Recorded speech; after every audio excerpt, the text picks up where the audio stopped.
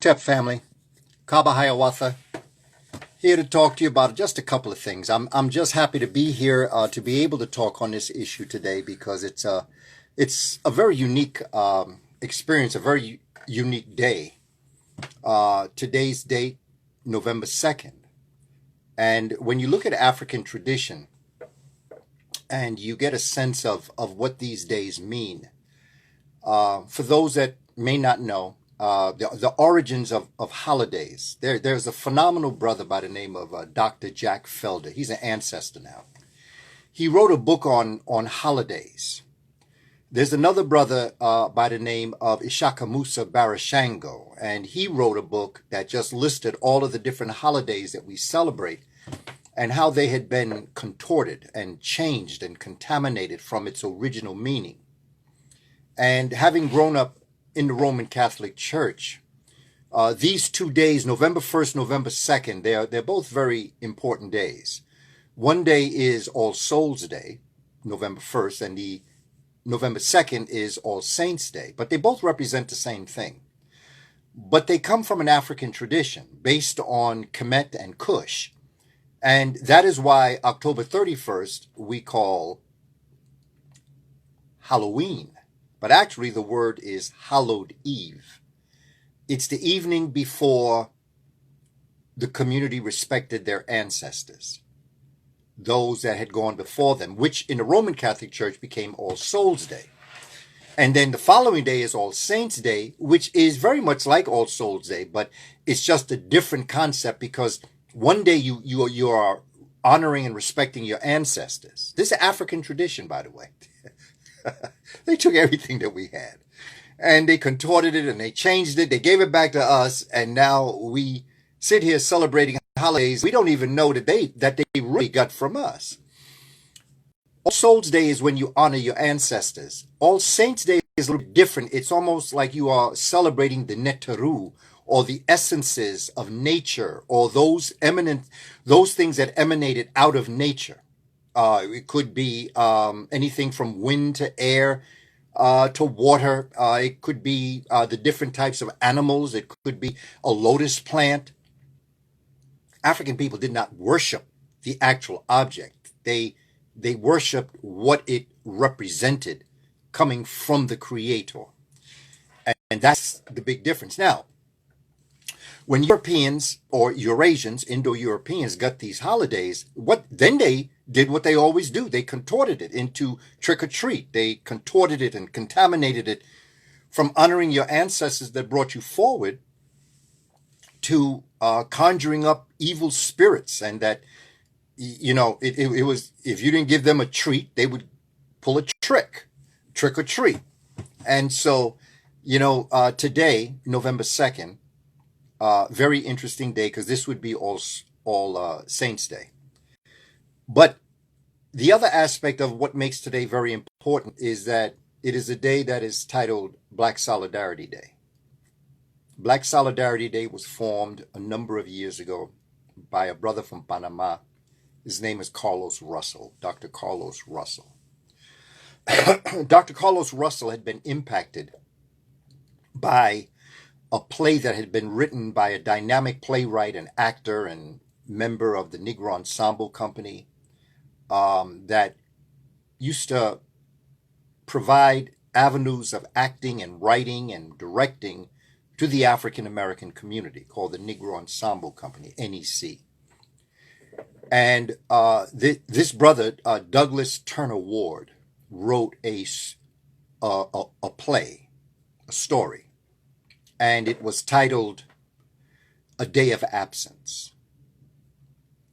And A Day of Absence was a play where African people became absent for the day, that everything that African Americans had contributed, everything that African Americans had done for the country was absent. And so people got a chance to see the value of peoples of African American descent and the contributions that Africans made. Now, Carlos Russell was so impacted by the play and the idea that, wow, yeah, look at all the things that would not be if it wasn't for us just in the United States of America. Forget about ancient history, just in general. Here in America, what we have contributed since we have been kidnapped, held against our will, held in bondage, and kept here. What we were able to do despite and in spite of all of that. And so he said, let's take the first Monday of November and let's make that the day that we are going to be absent. No school, no work, nobody going to see us.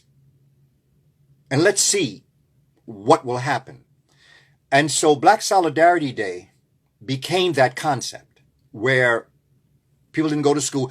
I was particularly impacted by it because I really wasn't impacted by it in the earlier part of my life. I was really impacted by Black Solidarity Day when I started teaching college because Dr. Margaret Wade Lewis, chairperson for Black Studies, she really made sure that people understood Black Solidarity Day. In fact, the functions, and I went to each one of them over the 12 years that I was there. And she instituted and made sure she wrote letters to all of the departments. She wrote letters to the president of SUNY New Paltz. She made sure that everybody understood. Don't schedule no test on Black Solidarity Day. Do not do anything of importance on Black Solidarity Day. We are not saying that you should cancel classes. We're just saying that the African American students on campus and those that would wish to celebrate Black Solidarity Day, because there was many people who were not of African American descent who participated in Black Solidarity Day. And not only did she institute it, but she ensured that there was an all-day activity where the campus students that participated in Black Solidarity Day, they had busloads of people that would go. Normally, it would be to one of the community churches. Kingston, New York. It was like 20 miles away from the New Paltz campus. She also had it in places that was off campus. So she ensured that not only were African Americans encouraged not to participate, but you're not going to see them. They were off campus. We all were off campus. The professors, the students, the staff, office workers, everybody. And so I was really exposed to Black Solidarity Day when I was teaching in college. And what's interesting, as the years continued, Black Solidarity Day became a day where not only were you absent from that, but it wasn't about staying at home. No shopping. Everything you had to do, shop before or shop after. But on Black Solidarity Day, ain't nobody buying a hot dog off the corner, period. And so what began to happen as this day became more celebrated was it became a day of planning.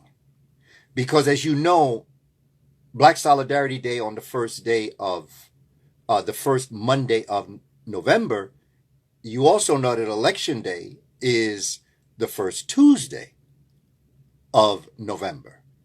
And so what brothers and sisters began to do was to strategize, long-term planning as to how they were going to develop their views towards what they were going to begin to do. And so Panther Code, Ma'at, and Balance decided to take this time to talk to the community and try to talk in a way that balances everything. Try to. We always try to balance it because there are just things that as a people we have to understand and we have to leave room for. Whether you decide to vote or not is your business. It is your right. And I would defend and fight for your right to do what you believe is in the best interest of yourself, your family, your community. That is your right. However, there are dynamics to the strategy of what we're experiencing as a people. And all of these strategies have to be put on the table. And we must not fight ourselves. We must not fight each other over what we do. because quite frankly, I can understand every aspect of what's going on. Okay, let me give you a visual example of what I'm talking about.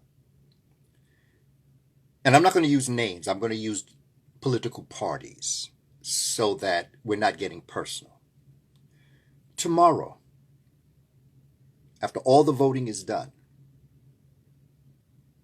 we find out that the Republican candidate has won the presidential election. Now, if you come to me and you say, okay, Brother Kaba, how you feel about the Republican winning?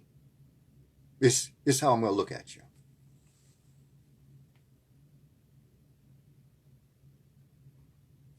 Okay? Keep that in mind. After the election, you come to me and you tell me, wow, hey, Brother Kaba, the Democratic candidate won. How you feel about that? This is how I'm going to look at you.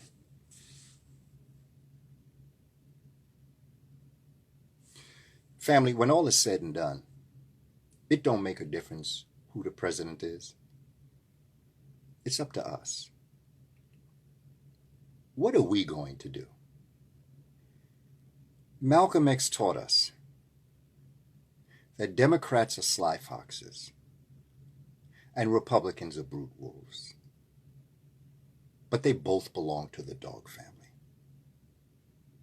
Reverend Adam Clayton Powell, phenomenal congressman from Harlem, once told us that one of the dirtiest words in the English language is liberal. Family, I don't trust none of them. None of them mean us any good. But the one thing that I realize, more than anything else, it is up to us to do what we have to do for ourselves, for our families, for our community, for our nation. It's up to us to make those decisions and to be strong enough to have your conviction, whatever you choose to do. The brothers that are, and sisters, but I'm speaking directly because they're trying to focus on the brothers, because I understand what they're doing. They're trying to separate us. They're trying to divide and conquer us.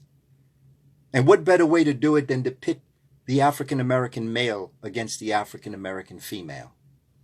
What better way to tear at the very strength of any nation than to attack the cohesiveness of its family? So I don't have a problem with what they're doing. And quite frankly, I understand exactly what all of the participants, and again, I'm trying to stay away from naming anybody, but you get a sense of what I'm saying as it relates to why do you think that they're going after the ministers and the rappers? They don't have, and they know they don't have the sports people. Maybe some, but not enough that they can make any kind of inroads on that. But really, family, we all have to stop. And it makes no difference where we are in the world. We see things happening in France. We see things happening in the United Kingdom. We see things happening in Austria. We see things in Sweden and in Holland. And for those folk that have traveled to these various parts of the world, you know that wherever you encounter African, African-American, African European people, they are normally the ones that are having to carry the burden of the entire civilization, even to this day. And so we know this. So we can't let them separate us. I ain't got nothing against no rapper. If that's the way you're going, that's the way you're going. That's your business. I know which way I'm going, and I have the strength of my conviction. I can explain to you in my own way why I'm making this decision, and each of you has to do the very same thing. You decide what you want. I can understand why black folk don't want to vote. Hey, 400 something years, and we still here, and you want to watch you? I can understand that. I can understand why the brothers in particular may feel a certain way. I'm not speaking about right or wrong, good or bad. I'm just saying to be able to have the empathy to be able to understand someone else's perspective of what they're looking at.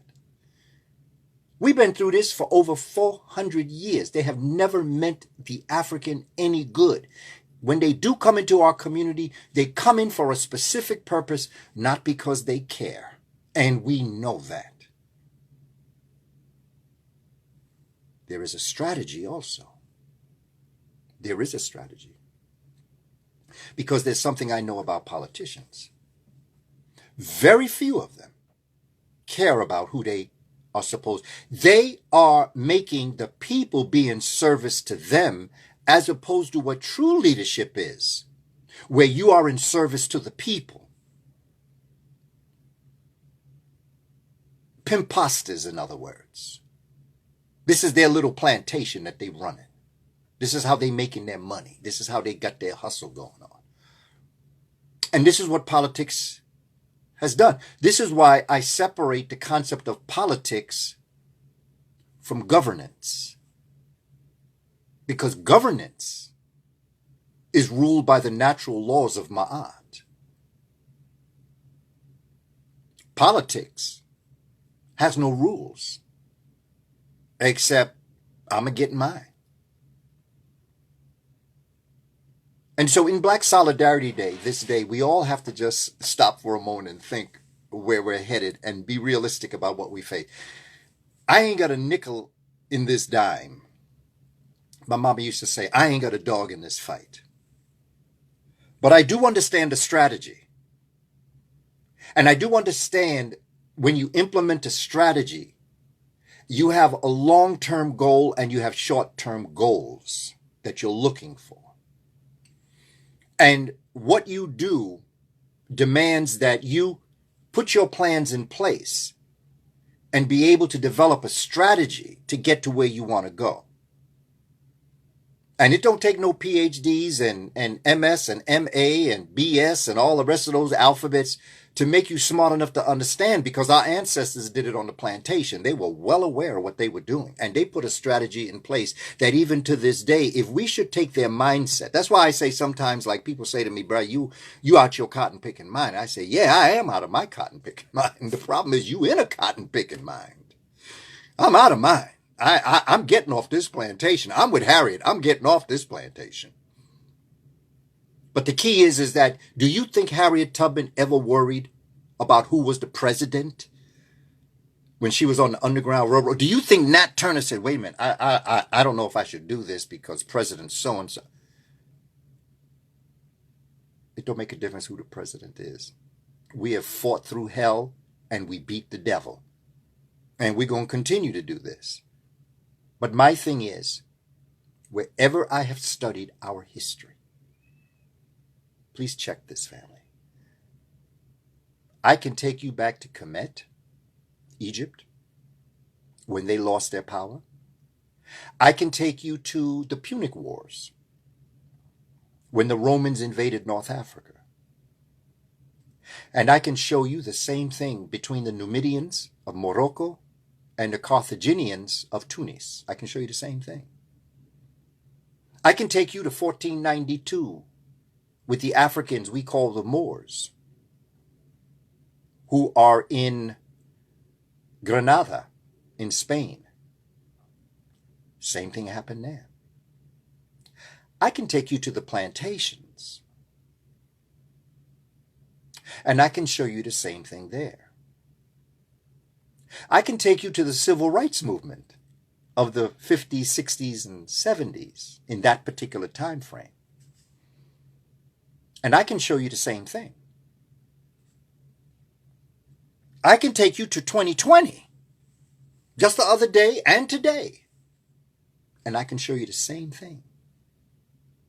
And that same thing that I'm going to show you historically, from the most ancient of times to the present day, what I have noticed is that Eurasians, Indo-Europeans, Europeans, Asians, I don't speak in absolutes, so I'm not speaking about everybody, but I'm talking about them as a group. I can't afford to be picking out good people, so forget that. I'm looking as a group right now.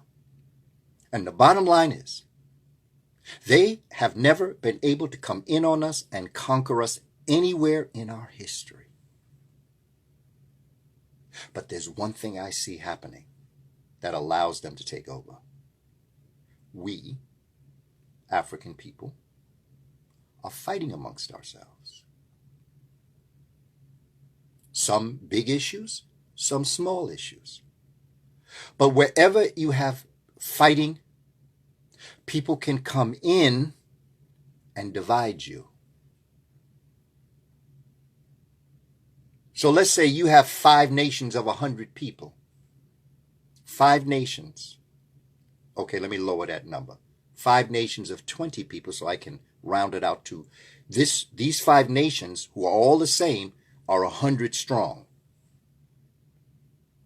But then a nation comes in at 25. There's 25 of them. And let's say that one group of 25 can separate that big group of 100 into 5 groups of 20. Guess what happens? You got 5 minority groups and 1 majority group. But the 5 majority group don't understand they're the same people, and they're actually 100 against 25. And that's what they've done to us. And that is what the Willie Lynch syndrome is telling us. That we have divided ourselves up and we are fighting amongst ourselves, arguing over issues that are really, it has no bearing on what we have to do as a people. And so what we have to do, family, is we have to go deep inside ourselves and decide once and for all. I'm not saying that you have to embrace people who are enemy combatants. I'm not saying that there are some folk that will do you harm and they will take advantage of your wanting to have unity. I'm saying be smart. Don't put yourself in harm's way. But what I'm saying is that we have to stop fighting amongst ourselves. Because it is in that fight that they can divide us. And it's in that division that the majority becomes the minority and the minority becomes the majority. And we have to think with one mind on this Solidarity Day. Solid like a rock. Black solidarity. Black power. Black power. All power to the people. That's what the Black Panthers were talking about. All power to the people. Not some. All power to the people. And that those elected officials are to do the will of the people. And when they don't, you got to go. And so, family, as we move forward in these days, I like to end my conversation with you. And by the way, I thank you for tuning in. Thank you for sharing your time. As you know, I was an educator in school for 31 years in New York City. And whenever I would have the standardized test that I would have to give my class, or if I was visiting a school as an administrator, I would always visit the classrooms and talk to the children. And one of the things that I always focused on was fear, realizing fear on test day. I mean, everybody's scared. Teachers are scared. Principals are scared. The children are scared. And the one thing I would always tell the children, fear, false evidence appearing real. Fear. I would say to the children, no matter what you do on this test, no matter what your score is, I want you to know something. And I want you to carry this with you, to always understand this. Your grade on this test does not measure your intelligence. Because I realized that there were numbers of people who don't do well on tests, but they're more intelligent than the people that max out. I've known people in leadership positions that didn't get past high school, and they're in charge of people with PhDs. Because there's a difference between academic intelligence and emotional intelligence. I have known brilliant people that are emotionally unstable. I have known people who cannot pass a test and are as emotionally stable as a rock. You get your job because of your academic intelligence, but you keep your job because of your emotional intelligence. And it's important for us to separate the difference between emotional intelligence and academic intelligence, because sometimes we think because somebody is so smart, well, they shouldn't be acting like that. No, it's very much possible that they could be acting as loony as tune can get, but they are geniuses as it comes to academic intelligence, which is book reading. But get out the book, you can't handle life. So those children understood from me, no matter what your score is on this test, it does not measure your intelligence. With that in mind, I'd like to tell you about tomorrow. And I'm talking to African people. It don't make a difference who wins tomorrow. Because when all is said and done, family, it's always going to come back on us. What are we doing for ourselves, for our families, for our community, and for our nation?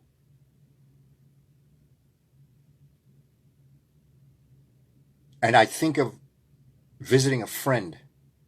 I know I've told you this story before, but there might be some folk didn't hear the story, so please bear with me while I tell this story because I think it applies.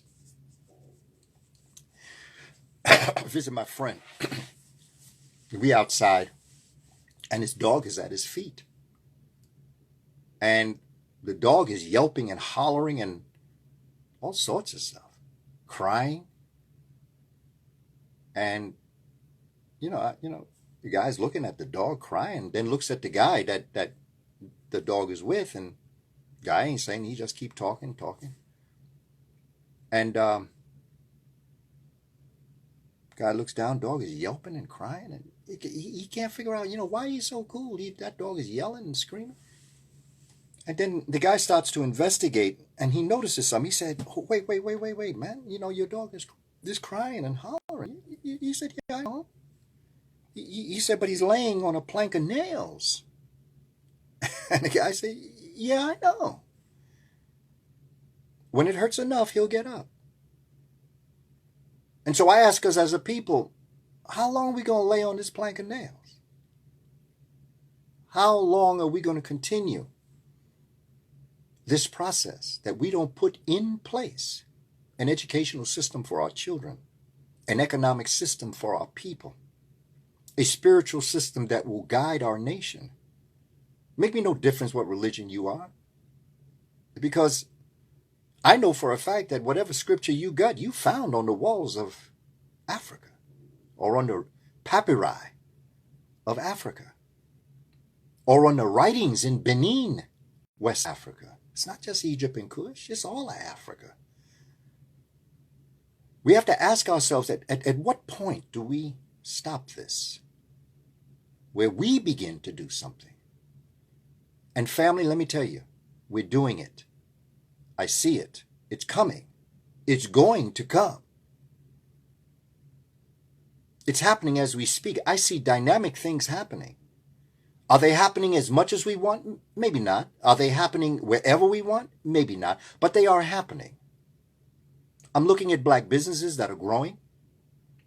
I'm looking at black tech groups that are growing. I'm looking at organizations that are going into schools and creating STEM programs, science, technology, engineering, mathematics for the people. I'm looking at people developing special programs for solar power, because solar power is the wealth of the future. That's where the aliens are going to come from. The wealth of the future is in solar power. I'm looking at the way they're developing solar power. But black folk, with solar panels, well, black folk, you are a solar panel. The melanin within you captures and absorbs light and heat energy and actually does for you the same thing that the sun does for that solar panel on the roof of that house that is going to supply that house with all the energy they need. You have that same thing. You are a walking solar battery. That's science. That's real. And some real things are happening. So while we're looking with some form of intrepidation or concern about what we see happening, know that Dr. King was right. Know that Dr. King was right. He said, we as a people will get to the promised land. Now, that's a metaphor. But fam, I see great things happening. And all we have to do is keep on keeping on, because we have to realize that we have to take a stand. We have to decide what we're going to do. And what I'm looking at, family, is the idea that, they tell the story about the log and the swimmer in the ocean. And a log sits there. And whatever wave comes, the log goes where it pushes it. Whatever wind comes, the log follows the wind. If it goes up, the log goes up. If it go down, the log go down. But the swimmer knows how to use his or her body to be able to go through the wave, rise under the, go under the wave, knows how to go over the wave, knows how to use the body to be able to let the wind assist him or her where he or she is going. But the log goes wherever anything pushes it. The swimmer understands how to utilize its intellect, its reason, and its language, which are the three gifts of humanity. So my question to you, family, as we round out Panther Code number 7, November 2nd, 2020, because we got to record this because stuff is about to happen, fam. Fasten your seatbelt. It's coming. My question is, family, are you a log or are you a swimmer? And that's the decision that you have to make. Hotep family, blessings to you. I respect you. I honor you. I love you with the love of Kemet, Mer. It is the love that cannot be described. It's indescribable. It's the love we say we have when we say, I love you so much, words could never explain. Ankh Ujat Seneb, life, prosperity, and health. See you next time. Hotep.